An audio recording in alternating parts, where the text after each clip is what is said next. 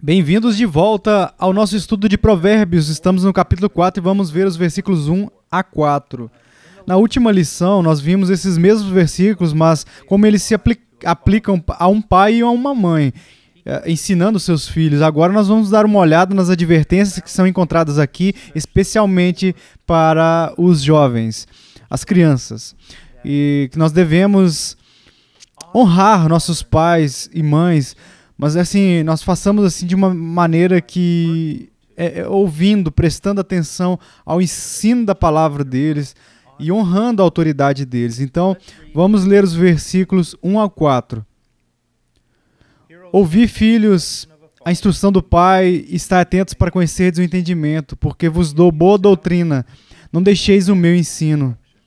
Quando eu era filho, em companhia de meu pai, tenro e único diante de minha mãe, então ele me ensinava e me dizia: retenha o teu coração as minhas palavras, guarda os meus mandamentos e vive. Vamos ao Senhor em oração. Pai, eu agradeço ao Senhor por esta oportunidade de estar aqui com os jovens e eu oro, querido Deus, para que eles cresçam.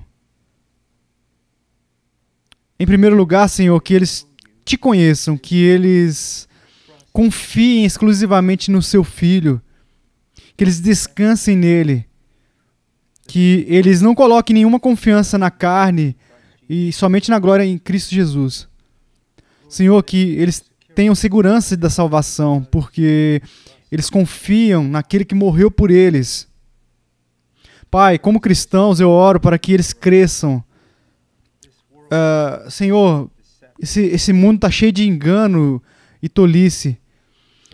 Tantas áreas cinzentas assim, tantas chances deles serem enganados. Pai, eu oro para que o Senhor use as Escrituras e o que é ensinado aqui, o que será ensinado aqui hoje, para ajudar as crianças, para fortalecê-los, para torná-los servos úteis de Deus. Senhor, tudo isso que eu te peço é impossível para qualquer um, exceto ao Senhor. Em nome de Jesus eu oro, amém.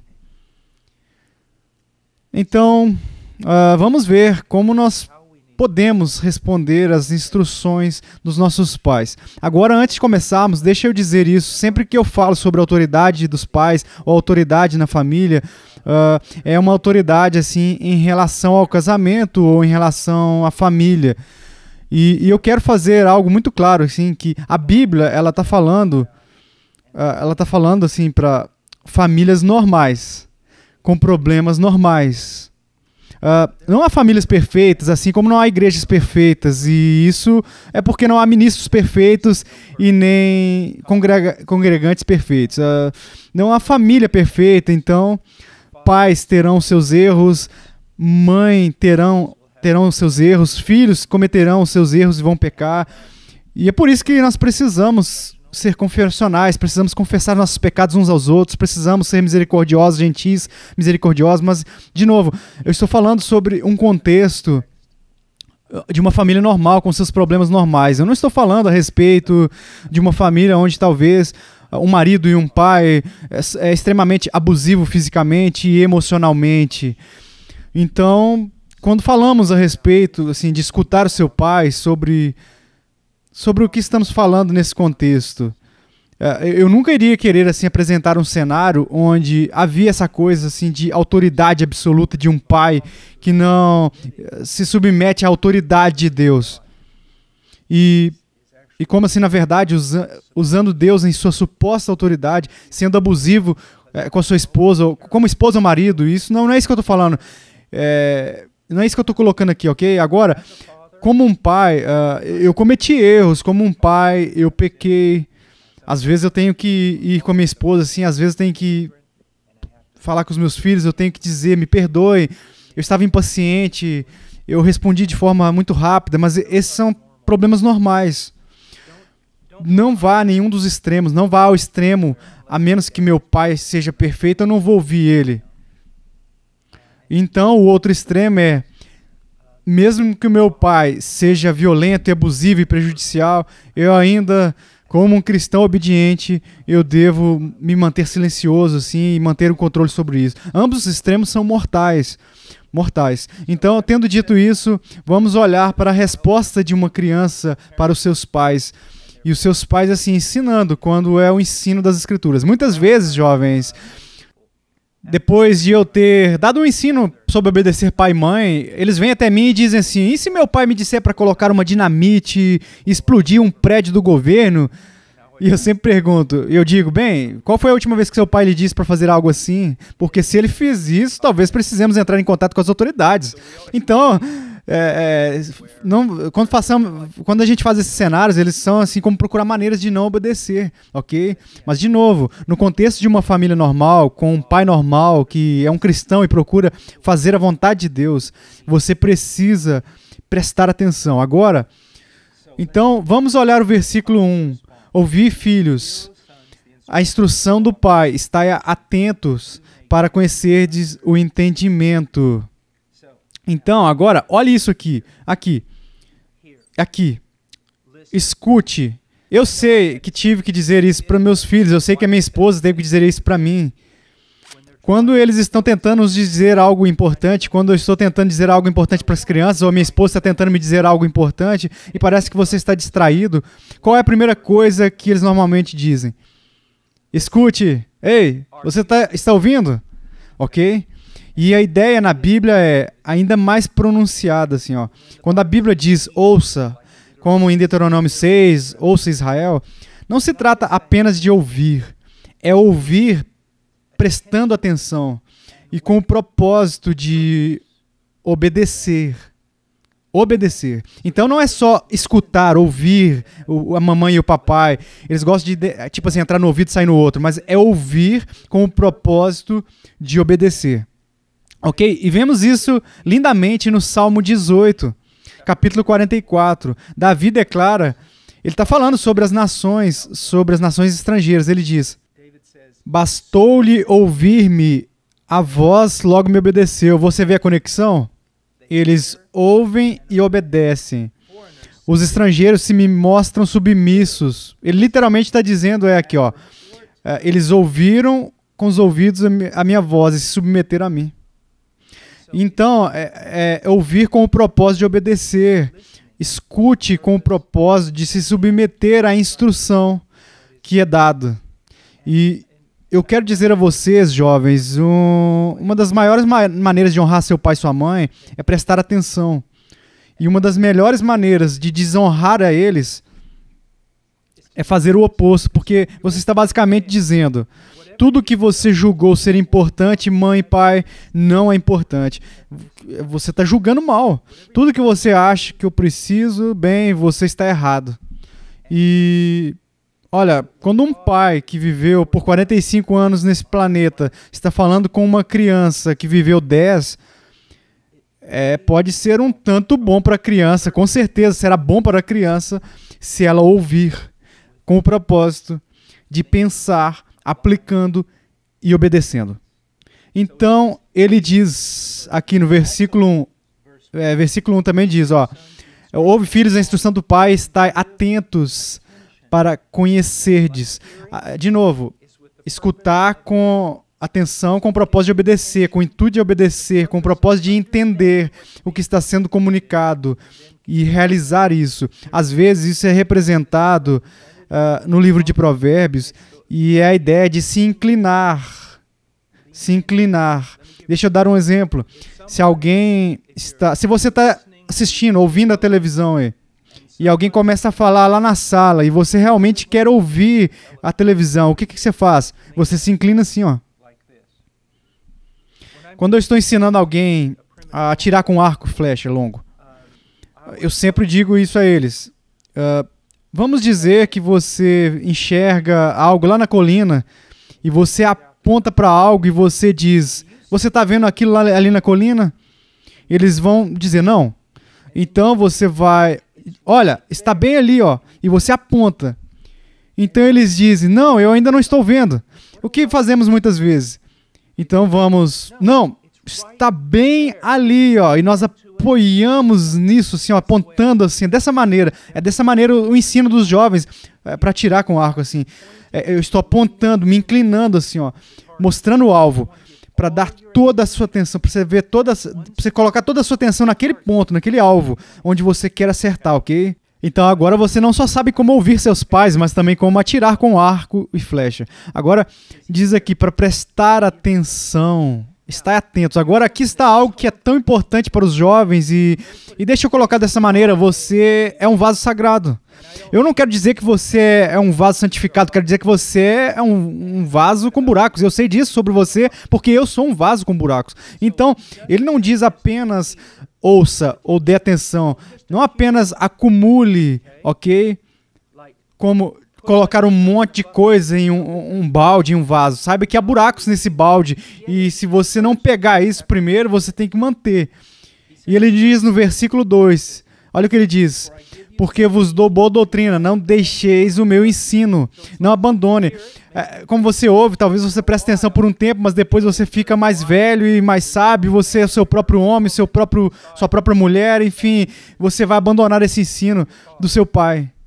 Você está entendendo? Então não é apenas obter aquele ensino, entender o ensino, adquirir o ensino, mas é segurar ele, perseverando nisso, continuando nisso. Então ele diz, não deixes o meu ensino. Olha o versículo 4.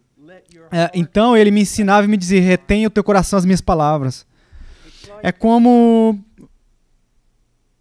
Uma coisa que eu gosto de dizer é que você é tão espiritual na sua vida como você é hoje, assim. Eu ouço tantas pessoas que falam sobre façanhas espirituais do passado. Eu costumava ler minha Bíblia muito, eu orava muito, eu costumava andar em forma correta, eu costumava, não importa. Você não pode descansar sobre os louros do passado. O que você tem que fazer é andar diariamente. Você é tão espiritual quanto uma pessoa como você é hoje. E a verdade que você tem, você precisa segurá-la. Segurar ela tenazmente. Para isso, você está entendendo? Segurar isso. É uma das maneiras pelas quais nós vamos ajudar você a se apegar à verdade, é reconhecer o quão desesperada é a sua necessidade pela verdade. Você realmente, você entende? Realmente, quando você sabe que não tem sabedoria além da sabedoria de Deus e não tem força a parte da força de Deus e sem ajuda, você não tem ajuda a parte da ajuda de Deus, assim, é uma maneira de fazer você perseverar na sua dependência de Deus, do poder de Deus e da vontade dele revelada nas Escrituras, ok? Então, segure firme, não deixes ir. Versículo 4 ainda, ó. Ele também diz, então ele me ensinava e me dizia, retenha o teu coração as minhas palavras, guarda os meus mandamentos e vive. Agora, jovem, escute-me. Hoje em dia, quando uma pessoa leva a sério a lei de Deus ou os mandamentos de Deus, elas são frequentemente chamadas de legalistas. Bem, você está apenas rachando os cabelos assim, você é um legalista. Tenha muito cuidado com esse tipo de linguagem. Ou tratam a lei de Deus como se fosse algo negativo e mal, o oposto de bom. E a Bíblia diz em Romanos capítulo 7 que a lei é boa, é sagrada. E o que o salmista diz, que nós precisamos aplicar na nossa vida. O salmista, assim, quantas vezes diz que ele ama a lei de Deus, que ele tem prazer na lei de Deus. Agora, aqui está o que você precisa enxergar. Se você está tentando se salvar pela sua obediência à lei de Deus, se você acha, eu vou ser salvo, eu vou ter a salvação eterna, eu vou me reconciliar com Deus através da minha capacidade de obedecer à lei, então você vai ficar preso na lei. A lei é como um mestre de tarefas, e a lei mata. A lei, ela realmente, ela mata, porque bem-aventurado é o homem que cumpre todas as coisas escritas no livro da lei para realizá-las. Se você vai se salvar guardando a lei, você tem que cumprir a lei perfeitamente. Uma infração só da lei torna impossível para a lei fazer qualquer coisa por você, mas para condená-lo agora. Mas se você usar a lei corretamente e retamente, a lei é uma bênção antes de tudo. A lei vai mostrar a gente a justiça de Deus. E, em segundo lugar, nos mostra a nossa injustiça e nos aponta para Cristo. E, em seguida, acreditar em Cristo e ter a nossa salvação em Cristo somente. E na obra perfeita dele, no nosso nome, a vida perfeita no nosso favor. Então, nós podemos ler a lei e podemos enxergar a sabedoria nisso. Isso pode, assim, nos ensinar como caminhar, pode nos ensinar como amar. Como eu sempre digo, vivemos em um lugar perigoso e pode nos ensinar a caminhar nas circunstâncias com cuidado, como um mapa por intermédio de um campo minado. Ok? Então, o uso adequado da lei é uma coisa boa. E ele diz para manter, guardar, ok? Os mandamentos. Portanto, no versículo 4, guarde os meus mandamentos e vive. A palavra guardar aqui significa vigiar, guardar, acima de tudo, perseverar. Olha, o início e o fim de uma corrida são muito importantes, mas o acabamento é o mais importante. E uma pessoa poderia começar bem devagar e tropeçando, mas se ela vier atravessar a linha de chegada primeiro, não importa. Alguém pode começar muito bem, correndo com força total, e então, no meio do caminho, simplesmente morrer e cair em uma vala. O que você quer fazer não é apenas agora, como jovem, se sentindo assim meio radical por Jesus, você sabe, eu quero ser obediente, isso é maravilhoso, mas perceba que a ideia é perseverar, continuar caminhando com o Senhor, ok? Agora, por que isso é importante? Olhe bem o versículo 4. Então ele me ensinava e me dizia, retenha o teu coração as minhas palavras, guarda os meus mandamentos e vive.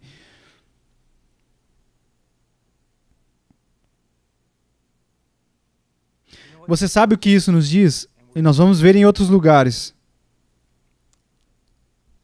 Toda essa coisa do cristianismo, antes de mais nada, de confiar em Cristo, e até mesmo assim a maneira como vivemos, nosso relacionamento com os mandamentos de Deus, você não sabe apenas sobre conseguir a sua melhor vida agora. Isso é um tanto bobo. Isso é uma questão de vida ou morte. Esta é uma questão de destinos eternos. E destino eterno na presença de Deus e destino eterno banido da presença de Deus. A segunda morte, o inferno. Você precisa ver que isso é extremamente importante. Olha, hoje em dia, enquanto eu estou assim sentado aqui, a nação está em alvoroço sobre tantas coisas. Mas não pode me distrair de 150 mil pessoas, assim, em média, morrem todos os dias. E muitos deles morrem sem Cristo. Então, o que importa é se eu resolver todos os problemas deste mundo. Qual é o problema? O que importa? Porque a morte está chegando. E a única fonte de vida eterna com Deus é Jesus Cristo e a sua obra no Calvário. Agora, Deuteronômio capítulo 5, versículo 29. Ouça aqui, nós podemos realmente ter uma noção do coração de Deus. Quem dera que eles tivessem tal coração, que me temessem e guardassem todo o tempo todos os meus mandamentos, para que bem lhes fosse a eles e a seus filhos para sempre. Eu penso assim, quando eu penso nesse versículo, eu penso, olha, no meu coração, assim, eu penso nos meus filhos.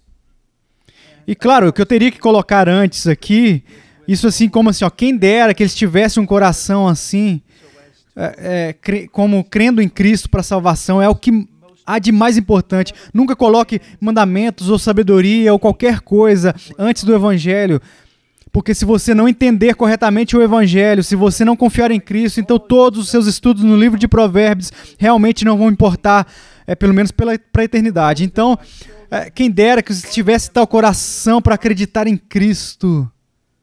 Então, pelos mandamentos de Deus, eles iam temer a Deus e guardar todos os seus mandamentos sempre assim para que estivesse tudo bem com eles e com os seus filhos para sempre. Você não tem ideia que impacto a sua vida terá neste mundo. Será para o bem ou para o mal? É como se você sabe, olha, a pessoa que deixa cair uma pedra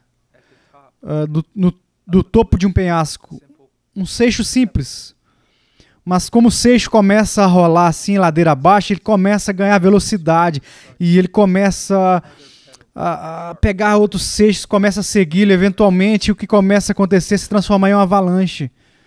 Da mesma maneira, é a nossa vida, e pode ser para o bem ou para o mal. Nós podemos ser uma bênção para este mundo ou nós podemos ser uma maldição para o mundo. Então, crianças, mesmo agora, vocês precisam pensar em questões importantes de vida e morte. Olha, às vezes você ouve, você vê essas pinturas antigas, sombrias, elas são meio sombrias. Você entende? Algum tipo assim de filósofo, ou algum tipo assim de padre de pé em uma catedral escura, ou, olha, uma torre, e eles estão se segurando uma caveira nas suas mãos, e eles estão olhando para ela. E você se pergunta, o que diabo está acontecendo ali? Eu quero dizer, sei lá, se fosse um médico, ainda tudo bem, mas, enfim, a ideia toda não é que você deve olhar para crânios. Toda a ideia é a contemplação da nossa mortalidade. Você está entendendo? Um dia você será você, e aquela pessoa naquela pintura segura na sua mão será você. Se estiver 6 pés abaixo, ou em laboratório, ou na mão de alguém, você vai morrer. Agora, não precisamos viver com medo da morte se conhecemos Cristo. E nós não precisamos estar excessivamente preocupados com isso de uma maneira negativa, mas devemos sempre perceber que este mundo não é a minha casa. E se quando eu morrer, eu estarei diante de Deus. E o mais importante é que eu conheço Cristo. E depois disso, eu sigo os seus mandamentos, não para a minha salvação, ela é feita em Cristo, mas para a glória e a honra de Deus. Então, ele diz em Deuteronômio capítulo 5, versículo 29, quem dera que eles tivessem tal coração. Eu suponho que talvez os seus pais tenham orado por isso. Se eles estiverem ouvindo, é um bom versículo para orar. Quem dera que os meus filhos tivessem tal coração, que eles temessem a Deus e reverenciassem Ele e honrassem Ele. Deuteronômio 30, versículos 15 a 16, ele diz, vê que proponho hoje a vida e o bem, a morte e o mal. Olhe para isso. E tudo assim gira em torno do nosso relacionamento com a palavra de Deus. E no Novo Testamento, claro, diríamos o Evangelho de Jesus Cristo e a vontade revelada de Deus nas Escrituras. Vê que proponho hoje a vida e o bem, a morte e o mal. Qual você quer? Qual deles você quer? E se guardares o mandamento que hoje te ordeno, que ames o Senhor teu Deus, andes nos seus caminhos, e guardes os seus mandamentos, os seus estatutos e os seus juízos, então viverás e te multiplicarás, e o Senhor teu Deus te abençoará na terra a qual passas para possuí-la. É claro que ele está falando com a nação de Israel, mas a coisa toda pode se aplicar de forma geral, assim, para todos nós.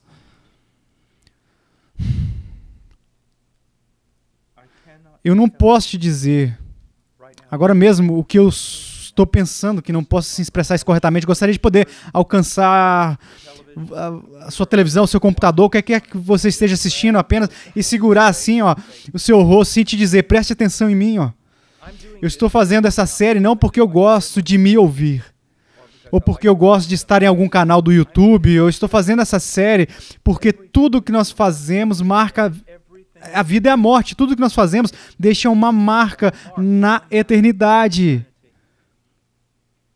Tudo que nós fazemos importa, tudo é importante e tudo deve ser submetido a Deus, e é por isso que nós devemos saturar as nossas vidas nas Escrituras. Leiam a Bíblia desde Gênesis até Apocalipse. Você diz, bem, eu não entendo. Deixa eu dizer isso, eu não me importo. Continue lendo até que você entenda. Por quê? Porque a sua vida depende disso, a sua vida depende disso. Se você está tendo problemas, eu recomendo. Há uma Bíblia de estudo boa, que é a SV. Há outra Bíblia de estudo boa, que é a do MacArthur. Há a Bíblia de estudo muito boa, que é a Herança da Reforma, que é realmente assim muito boa para vocês pais que têm em especial aí a missão, que podem assim fazer devocionais. Em quase todos os capítulos, há sobre como fazer um devocional da família nesses capítulos. E também depois a Bíblia da Reforma, que a gente costuma chamar de Bíblia de Estudo de Genebra, pela Ligonier. Eu posso recomendar tudo isso para te ajudar a estudar as Escrituras. E se você é pai, para te ajudar a ensinar os seus filhos. Então, vê que proponho hoje a vida e o bem, a morte e o mal. E se guardares o mandamento que hoje te ordeno, que ames o Senhor teu Deus, andes nos seus caminhos e guardes os seus mandamentos, os seus estatutos e os seus juízos, então viverás e te multiplicarás, e o Senhor teu Deus te abençoará na terra a qual passas para possuí-la. Aqui de novo, vemos o coração de Deus. E jovem, tenho certeza que nós vemos o coração do seu pastor, e tenho certeza que vemos o coração dos seus pais. Eu e o meu filho, o Ian, ele acabou de ir para a faculdade. Já tem cerca de um mês atrás ele foi. E eu tenho preocupações por ele, mas ele está bem. Mas apenas assim, orando para que todos aqueles anos de estudando as Escrituras, eu estou orando agora para que isso esteja impactando e guiando ele. Bem, vamos encerrar isso aqui hoje. Eu quero que vejamos versículos 3 e 4, parte A. Diz, quando eu era filho em companhia de meu pai, tenro e único diante de minha mãe. Então ele me ensinava e me dizia, retém o teu coração as minhas palavras, guarda os meus mandamentos e vive. Agora, jovens, me escutem. Vocês não precisam simplesmente estudar para vocês mesmos. Ok? Vocês precisam estudar para o futuro, para a futura família de vocês. Eu sei que vocês podem estar... Oh, me perdoe. Vocês podem ter 10 anos, 12 anos, 15, 17, pensando assim, do que ele está falando? Me escute. Agora, se você vai crescer em sabedoria, isso terá um impacto no seu futuro. E terá um impacto na sua família futura. Você não está apenas estudando para você. Você está estudando para aqueles que virão ser seus futuros amigos, que no futuro se tornarão seus amigos, sua família, filhos, esposas, maridos. E escute-me. Existem fases da vida e talvez vocês estejam nessa fase. Olha, 8 anos, 10 anos de idade, 12 anos de idade. Mas o objetivo não é permanecer uma criança, o objetivo é crescer até a maturidade, ok? Então, rapazes, se vocês têm 17 anos, o grande problema da vida de vocês são os videogames, vocês realmente precisam crescer. Não que todos os videogames sejam ruins, apenas a maioria deles, mas a quantidade disso vai gastar muito tempo. Você precisa crescer, você precisa pensar sobre se tornar um homem, homens, moças. Você sabe o que vocês precisam fazer? Eu não tenho certeza do que as jovens fazem, mas me escutem. Vocês não devem permanecer pequenas adolescentes, mas vocês precisam crescer e se tornar mulheres maduras. Como um menino, você vai crescer para ser um homem que pode amar uma mulher e pode cuidar das crianças, fornecer e defender. Como uma mulher também, para ser uma mãe piedosa, para ser uma ajuda para o marido, para ser aquela que administra a casa.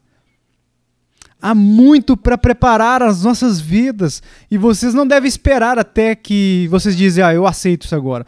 Vocês devem fazer isso agora, porque se você começar a estudar as Escrituras agora, quando você se casar e tiver filhos, você será sábio na palavra. E isso terá um impacto nas gerações futuras. Ok, já é tarde, acho que passei a maior parte do tempo aqui, bocejando hoje.